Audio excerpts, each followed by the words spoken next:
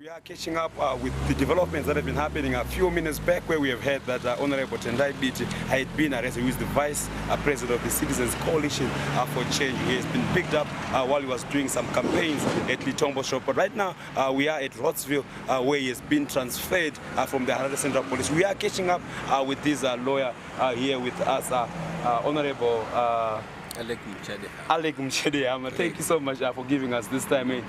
Just in brief, what has been happening, Mr. Mchede? So Tendai Biti was at Litombo supermarket. It was just having some walkabout, meeting the people, and in a way campaigning. As you know, these forthcoming by-elections. So as he was doing that, he was then accosted by police officers from Rhodesville police station, and they took him to Harare Central Police Station Law and Order section. They did not tell him why they were taking him or whether he had committed any offense. And apparently, as it turned out, they said that they had not formally arrested him. So we went to Law and Order, but we were then referred back to Rhodesville Police Station. So when you went to Law and Order, under what circumstances? Was he arrested? Was he cuffed? Did they escort you to the police station? What exactly was going on? He was just escorted there by the police officers who had taken him. And these police officers are from Rhodesville Police Station. And Rhodesville Police Station are the ones that are responsible for the area around Litombo. So I want to believe that at Law and Order, because maybe it's Tendai Biti, they wanted to know what they can do, what they should do with him. But it would appear that Law and Order did not have anything to do with him. So they were referred back to Rhodesville Police Station. So when we went to Rhodesville Police Station, the officer in charge, Inspector Chipengo, said that they just wanted to know what was happening and requested that next time such a thing happens, they should be notified, just in case there are also others who will be having similar activities. But he indicated that he had not arrested him, or that he was going to face any charges. For that reason, he apologized for the inconvenience that has been caused to Tendai Biti. So he was released from Rhodesville police station at 5:22 this afternoon. So the arresting officer in this case, was he present when the officer was apologizing, rather the officer in charge of the law and order? I think that is the officer in charge who was there. But like I said, we tried to make sense of what the police were doing. And they said that they had not arrested him, and that there were no charges that they were likely to prefer against him. So the thing was that they just took him for really no apparent good reason. And they did not say that they wanted to clarify anything. So it's actually an abuse that he was subjected to. And his freedom was curtailed to the extent that he was taken without being arrested and taken to a police station, to 2 police stations for that matter, only to be released on the indication that next time he moves in the manner that he was doing, he ought to notify the police.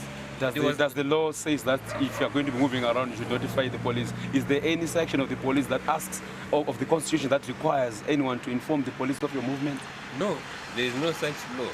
Because firstly, he was not holding a rally, he was not campaigning. Only in circumstances where you want to hold a public gathering, you notify the regulating authority. But in these circumstances, he was not doing that. There was no public gathering. So we do not know under what law or under what police procedures they were doing what they were doing. Right, so what does this tell to you? You are the lawyer in terms of the environment as far as him being arrested and being released without any charge. What does this tell to you? I'm not happy because of the treatment that he was subjected to. That you can just take a person and to 2 police stations, hold your secret meetings where we are not invited, only to release him without charge, without anything. Because a police officer is duty bound to advise a person upon their arrest of the reasons why they are being arrested.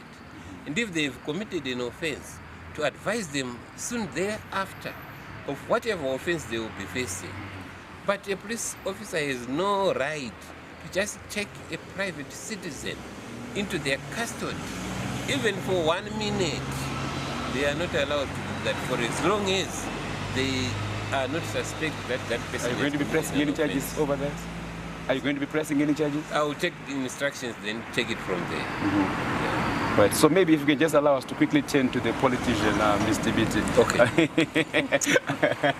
Briefly here, Mr. Biti, you are the one who was caught up in this. This is not the first time you've been arrested on such charges and you've been released.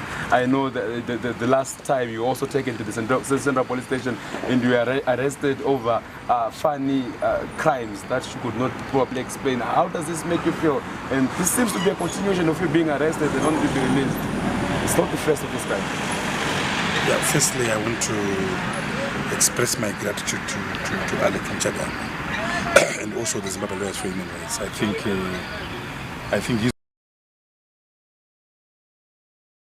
wife must be saying, that man and my husband, because he's always there for me. So I want to express my gratitude to him, to his law firm, and to the Zimbabwe Lawyers for Human Rights. It doesn't matter what you'll be doing. When he comes, you saw what happened the other year in Chirundu. He was there for me. So I want to express from the bottom of my heart my gratitude to Alec and his team. It's terrible because we are campaigning. We are allowed to campaign. We are not having a public procession. Harare East, as you know, is a low-density suburb. So even if you call for a big meeting, property owners don't turn up. They've got other ways of accessing information, the internet, email, and so forth. So when we go to these walkabouts, we're talking to housewives, we're talking to a small group of people. We've always done it. It's allowed in a democratic society. So to just get arrested almost like every 3 months, I think it's just too much. As you are aware, I'm facing charges for having gone to Harvest House on the 6th of June 2020. Those charges are still pending in court. Mr. Richard Hama is representing us. There are 6 of us, including Lynette Karenikore, Gladys Satwayo, and 4 other leaders, David Chimini, and 4 other leaders of the Citizen Coalition for Change. So right now I'm actually facing 3 charges of which are not explainable and which can only be charges in Zimbabwe. I can't tell you that you get used to it, but you just develop a thick skin. It's unfortunate because this is theoretically and normatively supposed to be a democratic country. Right, so I understand that also next week, this coming weekend, your party, the Citizen Coalition for Change, is going to be having a rally, the first of its kind since the party's formation. What does this tell of this upcoming party? Do you think that this party gathering is going to be allowed, or it may actually have challenges, specifically after seeing such signs? What does this tell? Well, it would be very embarrassing for them to stop us from having any public gathering when they were meeting in Epworth only this Saturday, and they forced commandeered all public transport and every civil servant to literally be there in Epworth. But I would be surprised if they would stop us. What has happened is, they sponsored Douglas Manzora to take over our party, our colors, our head office. He has received millions and millions of US dollars, but that is not entitled him to the people. The people belong with the Citizens Coalition. We were launched on the 24th of January, but you can see what the Yellow Revolution has done in the country. People are behind the Citizens Coalition for Change. People are behind Advocate Nelson Chamisa. The hashtag Ngapinda Hakem Komana has gone viral, and that is a reflection that people know what they want, which is transformation, which is jobs, which is hospitals, which is a functioning state. They are tired of being vandalized. They are tired of going hungry.